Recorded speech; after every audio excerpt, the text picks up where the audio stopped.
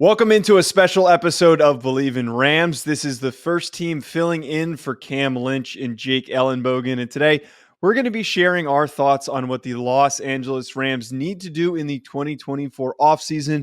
If you're unfamiliar with us, first team, we are an NFL draft, a little bit of a college football show. We break down top prospect team needs, all of that stuff for building teams of the future. I am Joe DeLeone. Joining me is former NFL and college QB, also host of the Sims Complete podcast, Matt Sims, and of course, NFL draft analyst, Irish breakdown recruiting analyst, Ryan Roberts. We're going to be talking about the Rams today. Ryan is a Rams fan, so that makes things a little bit easier. Try not to get too fanny over here, Ryan. Try not to get too, excited when we're talking about this stuff. But I want to start, guys, with our team needs here for the Rams. They made the playoffs, very unexpected for them to get there. I think a lot of people thought that this was going to be down the middle type of a team, but they finished the season really strong. They got contributions from a lot of young, important players throughout this final stretch. Of course, Puka Nacua is probably going to end up winning Offensive Rookie of the Year if it's not CJ Stroud. He had himself a phenomenal season. Ryan, going to you as our Rams expert here. What do you think are the biggest needs for the Rams throughout this offseason process that need to be addressed? I mean, it's pretty much been the offensive line since Andrew Whitworth retired, to be honest, because they've just been trying to figure out the offensive tackle position. They've had like Joe Noteboom was supposed to be the heir apparent there, and then he's was banged up and inconsistent. So last year they had Alaric Jackson playing a lot of the snaps as a left tackle. I think he is a restricted free agent. So you ability to just bring him back in general, but they struck gold last year, Joe, when they acquired Kevin Dotson, former Pittsburgh Steeler offensive guard. And he actually played really well for the Rams, but he is a free agent. Yep. You also have Coleman Shelton, the starting center. That's a free agent. So offensive line in general is a spot that the LA Rams really need to focus on this year, because you have a older quarterback now, Matt Stafford, who's becoming a little bit less mobile, a little bit less of an out of structure guy, and he needs to be protected well. So the offensive line is a big part. I think continuing to bolster the pass rush outside of Aaron Donald. You struck gold a little bit in this last year draft when you got Kobe Turner from Richmond. You got Byron Young out of Tennessee, who's a very talented edge rusher. But continuing to bolster that edge position especially, I think would be big time. And then we talked about it before the show, but the cornerback position is one that I think that the LA Rams really need to focus on this year, because they are going to lose most likely unless they re-sign him. Akello Witherspoon to free agency. Kobe Durant, I think, is a solid, nickel that can play a little bit outside at times, but I really think you could upgrade that corner position even opposite of where Witherspoon was. And I think they need a lot of help on the back end overall. Yeah, I definitely agree, a lot with what Ryan is saying, too. I mean, of course, protecting Matt Stafford is always going to be a key thing, right, for your franchise. Matt Stafford proved again this year, him and Sean McVay, with the ability of Kyron Williams out of the backfield, which was another huge surprise, I think, for them this year, and his production, his physicality that he implemented in that offense, that Matt Stafford's still an MVP caliber quarterback. He still has that ability. So protecting him has to be one of the high priorities of your football team. And then, of course, doubling down again with Ryan, I think your first area of need, especially for this specific Los Angeles Rams team, is bolstering up that defensive line. I really do think that the defensive line getting bigger and getting more production out of just sack edge defenders like Ryan is alluding to. Do you go out there and get Latu, the UCLA grad who's a phenomenal player that's been extremely productive? Do you go out there and you get like a Jared Verse type that has the ability to be a little bit more physical but also has that pass rush ability? These are guys that I feel like they should kind of add to that young draft that they had a year ago and really be able to potentially be a two-deep type of rotation, especially when you're in the NFC West with the group that you're playing against there. You can never have enough defensive linemen on your football team. Well, and Joe and Matt, I think you hit on a key point here, is that the Rams, we know what their strategy has been over the last few years, and it won them a Super Bowl. It was mortgaging draft capital to get proven stars and then trying to fill in the gaps. But the one thing the Rams have done a pretty good job on is they've hit on some like late rounds and mid-round type of draft picks over the last few years. They've gotten guys like Jordan Fuller in the past. They hit on a Kobe Turner, who was a third-round draft pick this year. They've hit on some guys in the later rounds that you say, like, that was tremendous value. I mean, Puka Nacua this past year is a fifth-round draft pick. Kyron Williams the draft before. Les Snead and that scouting staff, I think, have done a really good job of finding those mid to late round values, and that needs to continue because at the end of the day, Notre Dame, the LA Rams are going to be built off of stars. They're going to be built off of Matt Stafford, Puka Nacua, even though he's on a rookie contract, but the Cooper Kupps of the world, those are Aaron Donald on defense. They're still built off of that. What they have done, though, is now they're trying to mix and match a little bit of their old wily vets with some upcoming stars, some of the younger guys. I mentioned Kyron, I mentioned Puka. Continue to bolster that. Kobe Turner now being the guy inside with an Aaron Donalds. The Rams not only need to hit on their first-round draft pick this year, which they haven't had in like 17 years at this point. I can't remember the last time they had a first-round draft pick. They need to hit on that, and they need to hit on some of those mid to late round guys because that is how the LA Rams have been built, and they've actually done a very good job of hitting those picks when they've had them. Right. And to add in here, you guys are talking about these really talented skill position players. I think one thing that the Rams have done a tremendous job of is finding value in those later rounds and then getting those skill position players to play at a really high level. I think that they need to continue riding that wave of roster building, which is let's get the traits here players later on and we'll maximize their potential. They did that with Kyron Williams. They did that with Puka Nacua over the past couple of drafts. And I mean, even Cooper Kupp was a third round pick or a second round pick. He was not a first round pick. He was a fourth round pick. He was not even a first rounder. So the key thing here with the Rams is there has to be an early investment along the lines of scrimmage because that is where we've seen, I think, the greatest inconsistencies and the biggest weaknesses over the past 2 years, where last year they were really bad. And then this season where they almost beat the Lions in the wild card round, where they could have been a little bit stronger and that maybe would have helped them win those games is if they were a little more stout on either sides of the line of scrimmage. Yeah. I mean, I would say just really quickly, ahead, just to cut you off real quick, Ryan, the one thing that we really need to focus on too is just that why are a lot of these draft picks hitting so well for them? Well, because they're coaches that have that same relationship with management. They discuss exactly what it is that they need and what they're looking for to be great at their position, to execute what they're looking at both sides of the football. And I think that's why guys like Puka, we all saw that post recently on social media of how the Rams were having that discussion. I need a guy that's, rough and dirty, can play and block and do all these things and then catch something over the middle. That's exactly what we saw all year. Now, the biggest really off-season thing for them is who is replacing Raheem Morris, who is coming in to keep that identity, that balance so well with Sean McVay's offense on the defensive side of the football to allow them, again, to be aggressive in the draft and to develop these players that maybe are overlooked a lot in these cases. Yeah, and I would say this, just to your point about the Detroit Lions game, especially, Joe, is that I think the main difference, because I would say, yes, there was offensive line issues in the sense that there was too much pressure at times under Matt Stafford. You weren't the consistent running team that you had been down the stretch of the season. But I would also say the biggest difference was defensively, to your point, was one, some of your corners couldn't match up against the Amon-Ra St. Browns of the world. But the other side of it is that Detroit got way too much movement at the line of scrimmage because they weren't able to counteract and shut down the run game. They weren't able to get consistent pressure against Jared Goff. So I think the offensive line, the defensive line are certainly places that you can invest in.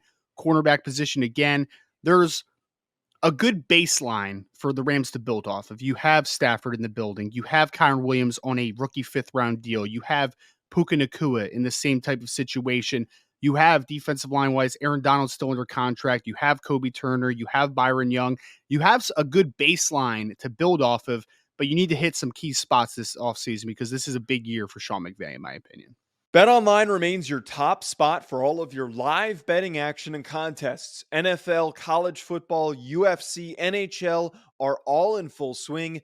BetOnline is your number one source for wagering news, odds, trends, and predictions with both desktop and mobile access at any time. Head to BetOnline today and use promo code BELIEVE, that's BLEAV, for 50% off your first deposit. That is a 50% welcome bonus.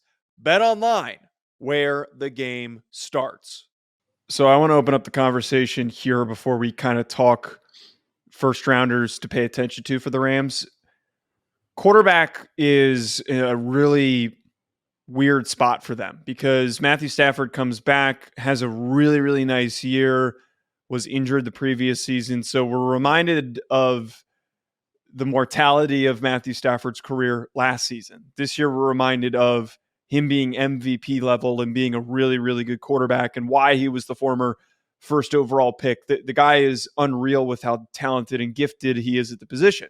So this now opens up the question of how early should the Rams invest in the quarterback position in this year's draft? I would argue that any of their picks they should spend on a quarterback, whether it is to draft a solid backup, whether that is a Sam Hartman later on, somebody that just feels really steady, that can step in and is going to keep the offense on schedule, or if it's developing somebody on day 2 that they can get that maybe falls to them. Maybe Michael Penix is on the board and falls, and you draft that guy, let him sit for a couple of seasons, and then you allow him to take over in 3 years, like we've seen with a guy like Jordan Love.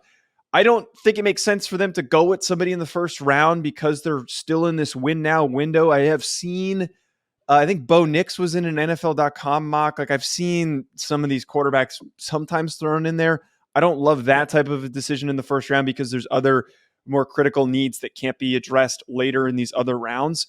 But what are your guys' thoughts, Matt? I want to go to you first as our obvious resident quarterback expert. What do you think is the best move here for the Rams, just so that they can feel a little bit more security if something does happen with Stafford, and then also for the long-term future?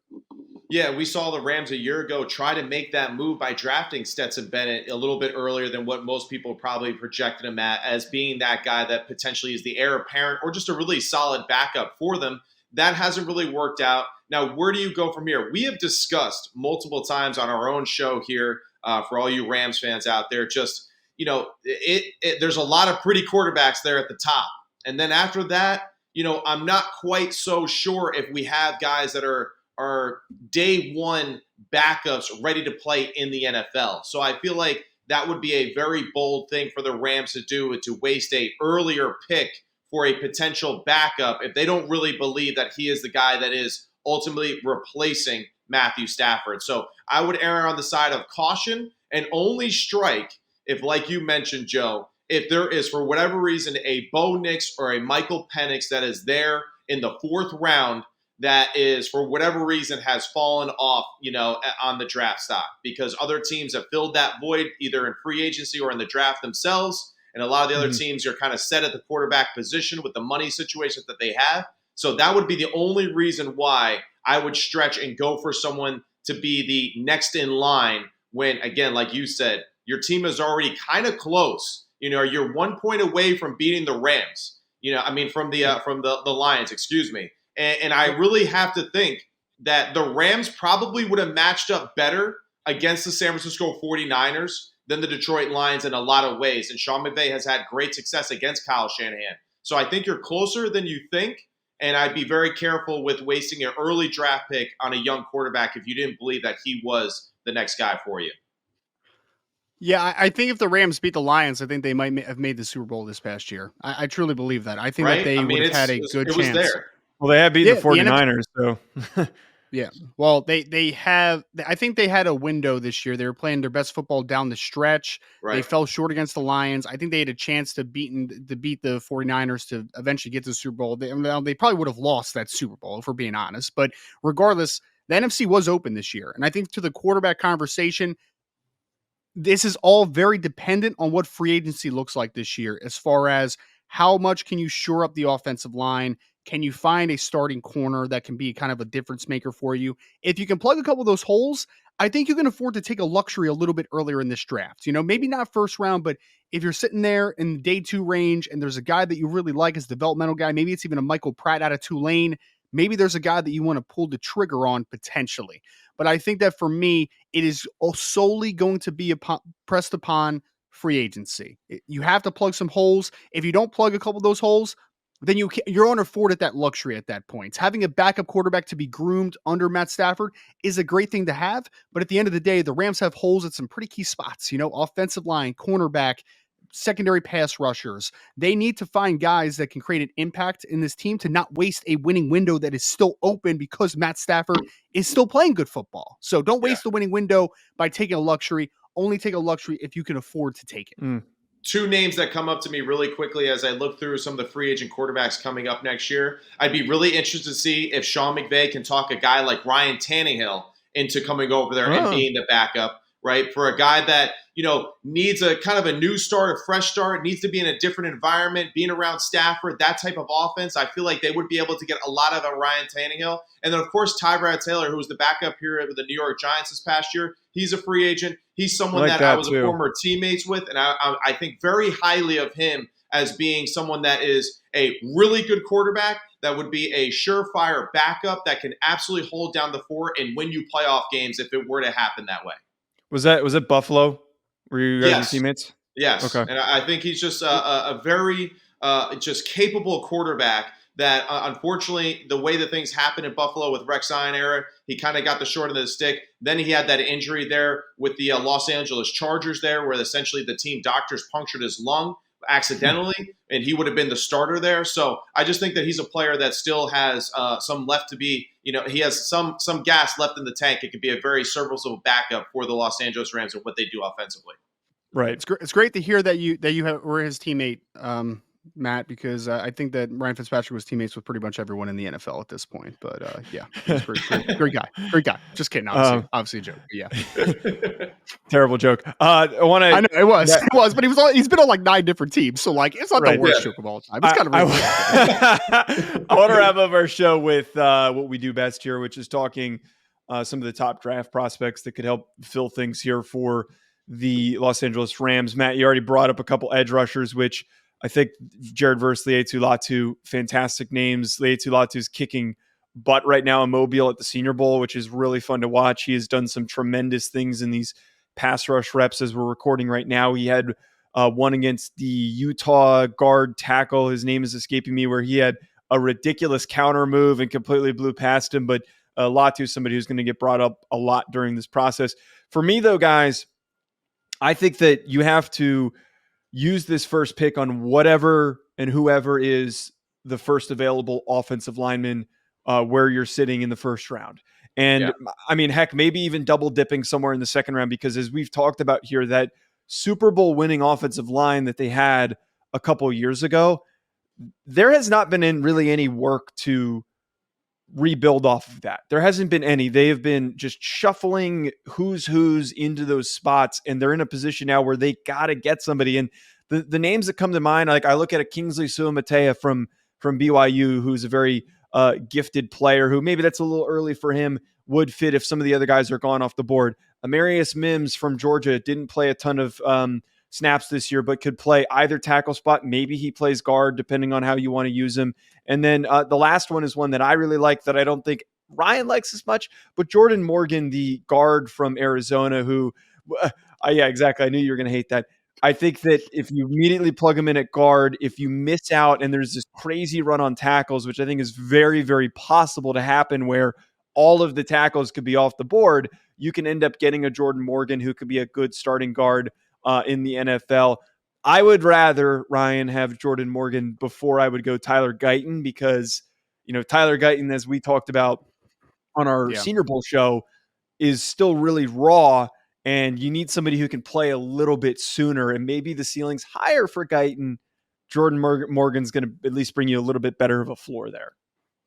2 players at pick 19 that I would want personally for the LA Rams. One is Troy Fontanu out of Washington. That's my guy. Want him right now. Yes. He could play either guard spots. He could play either guard spot. He could play tackle if you needed him to. He could also play center. Like, he could play anywhere basically on the offensive line. At 6'3" and some change, not quite 6'4". He's got 34+ inch arms. He's a really physical player, good mover overall, some really good hand nuance. I love Troy Fontanu. I think that would be a great spot. The other one, Joe, is a guy that we just talked about in the Senior Bowl recap from day one. Jackson Powers Johnson out of Oregon, man, as a center. And look, the Rams have guard needs, but they also have center needs. They're losing Coleman Shelton, their starting center. They still have Brian Allen on the roster that has started for the Rams in the past, but I just don't think that he's a plus starting center in the NFL. So if you're able to get a Jackson Powers Johnson, who also, if you're able to find a good center in free agency, he could also play guard if you wanted to as well, to plug potentially one of those guard spots. If we're going offensive line in the first round, Troy Fontanu, Jackson Powers Johnson, those are my 2 guys. Get one of those Pac-12 offensive linemen, or formerly Pac-12 offensive linemen, I guess. Big Ten. Yeah. Yes.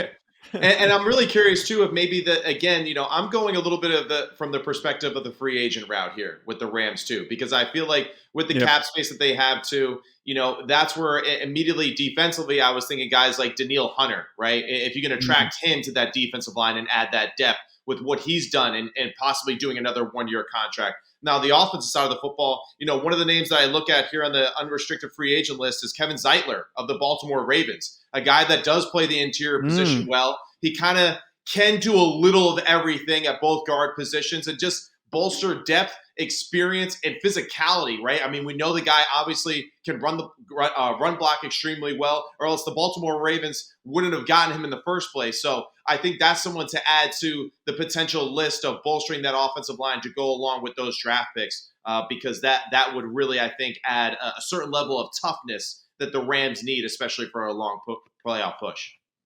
Yeah. I like Zeitler. And also, Zeitler's a good one. Zeitler's a really good one in free agency. If I had to throw out another name, Joe, I know you mentioned like Kingsley Sumatea. If the Rams are a team that maybe wants to trade back a little bit into the late 20s, I would be more willing to take Kingsley at that point because I think that spot makes a little bit more sense. But he could be at least your heir apparent at left tackle. If you're going to stick with Alaric Jackson short term, I think he could still be the long term. But it's a great tackle class, man. It really is. There's no guarantee. Like, what if, and I know that this is a little bit clunky, right? This is a little bit clunky, but Joe, what if at pick like 14 or 15, you're the Rams at pick 19 and you're looking and you're saying, man, Talise Fuaga's still there. Like he's still there. I feel like that's not going to happen though. Of all people, Fuaga is going to, he might end up being the earliest but outside of alt to go. We have to remember that this is a deep offensive tackle class, so players can fall, man. At some point, true. Some point the supply is going to be a little bit higher than the demand in this type of situation. What if the order was flipped? What if the order was flipped though, and a guy like Joe Alt was still there for whatever reason? Oh well, if he's there, then you do whatever it takes to go up and get Joe Alt. But I really yeah. Well, so to answer what you're saying though, if Joe Alt, Olu Fashanu, or Talise Fuaga, one of them slides. All of them are on the board. If they're out, if we get to pick 11 and they're on the board, I'm trading up. I'm moving up to go and get one of those guys because there's less question marks about any of those three players. Like those three players, I feel really, really good about. Olu, maybe you can wait a little bit. You can maybe wait till pick 13, but yeah, I think that you should consider trading up. I have this feeling though, the way that this really maps out, that there's going to be potentially an early run. Another guy that Ryan hates that I forgot to mention, J.C. Latham from Alabama. I think it belongs in the convo too. Well, I was going to say is the point of, we think that the offensive tackle hierarchy right now is Joel Olufashanu, Talise Fuaga. But what if J.C. Latham is offensive tackle 3 off the board? It's not out of the realm of possibility. I mean, we've seen this every single year where we think there's a hierarchy and then the team just kind of throws a curveball in there, right? Like last year it was Darnell Wright going 10th overall and being picked before, Broderick Jones and Peter Skoronski. Like those curveballs always get thrown in there. And if there's a guy that is just sitting and staring at you at 14 or 15, when you're the Rams who have no problem trading draft capital to try to get their player, I think it could be a potential trade up because at some point, some of those wide receivers are going to come off the board. The quarterbacks are going to come off the board. A couple edges are going to come off the board. Maybe a corner comes off the board in the top 10 to 12. At some point, there is going to be a position group that a player is going to slide a little bit because there's going to be an overcrowdedness at the top. Whoever that best offensive tackle is sitting there at 14 or 15, if I was the Rams, I would be open to the opportunity to potentially trade up and ensure that I have my left tackle of the future. Yeah, I hear you. I would be a little skeptical of Latham. And now this is just me as a general fan, and I haven't watched a ton of football and film on him particularly. But I just don't know if he kind of fits Sean McVay, that style, and all that kind of stuff fair too. point. So that's why I'd be a little skeptical with him. He's kind of like a bigger body type that I feel like that's not who they're really looking for. I'd rather see them go get a veteran, like a Tyron Smith at tackle, than replacing him with a rookie there at that position, especially with an older quarterback like Stafford. So a little skeptical of that one. Yeah, Latham's best suited in more of a power-based scheme. So that's a very, very good point. And his physical profile is going to be something that we're probably going to talk about a lot on this show. Folks, thank you for tuning in to this episode this crossover episode of Believe in Rams with the first team filling in. If you are maybe not a Rams fan and you were tuning in, you want to hear our thoughts on the 2024 NFL draft, the whole offseason, all that stuff, make sure you go and check us out wherever you get your podcasts, on YouTube as well. Just search up the First Team NFL Draft Podcast and you can find us.